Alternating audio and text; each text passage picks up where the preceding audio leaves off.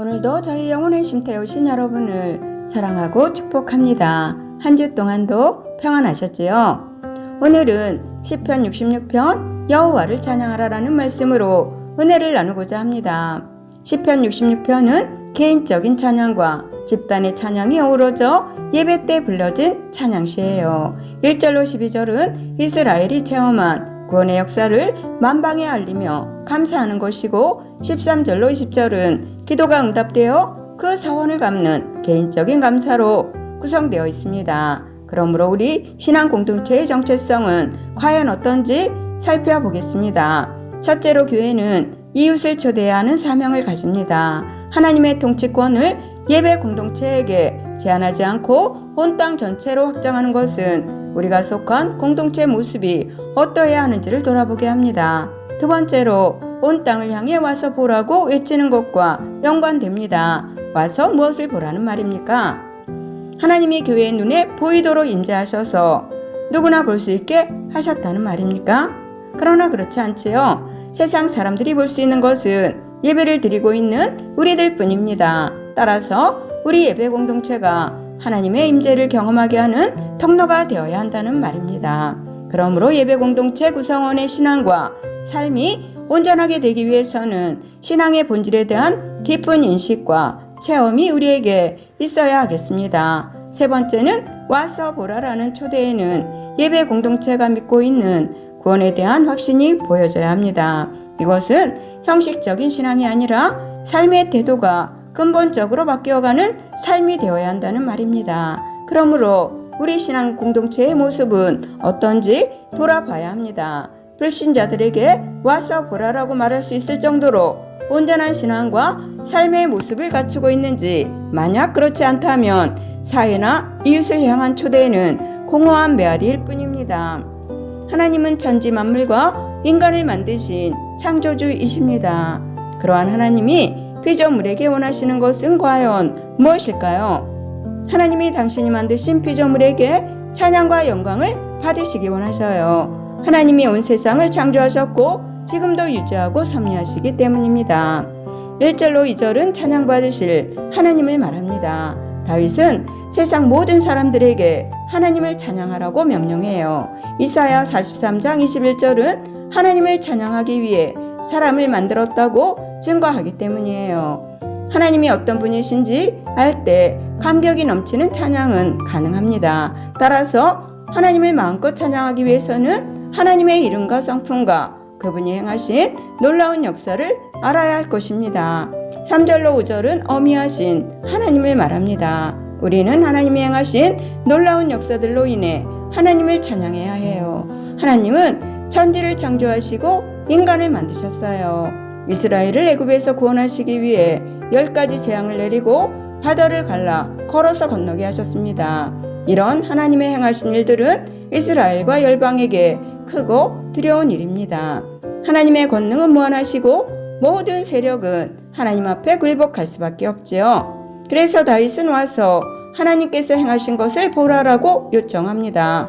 왜 하나님께 찬양을 드려야 하는지 와서 눈으로 똑똑히 보라는 것이지요. 6절로 7절은 영원히 다스리시는 하나님을 말합니다. 다윗은 하나님이 이스라엘을 어떻게 구원하셨는지를 말하고 있어요. 하나님은 이스라엘을 위해 큰 동풍으로 홍해를 가르시고 이스라엘을 갈라진 홍해 바다를 걸어서 건넜습니다. 그러나 이스라엘을 죽이러 쫓아오던 애굽의 바로와 군대는 홍해에 빠뜨려 죽이셨었지요.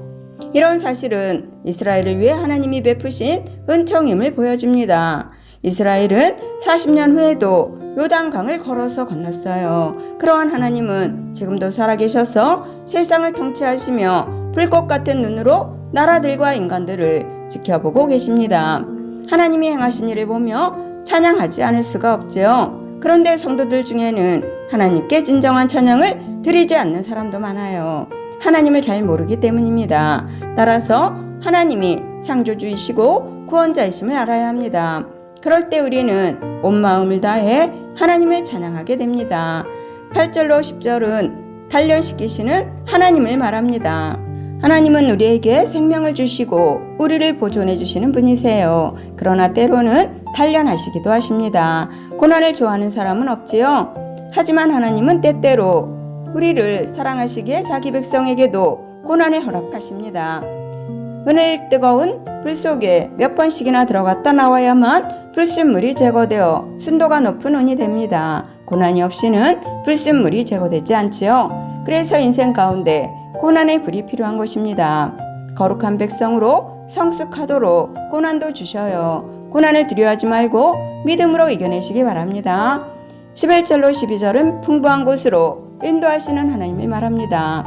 고난이 우리에게 유익이 아니었다면 하나님은 허락하지도 않으실 것입니다. 때로는 새가 그물에 걸리듯 하나님은 당신의 백성을 고난이라는 그물에 걸리게도 하셔요. 따라서 빠져나올 수 없는 고난의 그물에 걸린 때는 하나님의 기쁜 뜻이 있다고 보아야 합니다.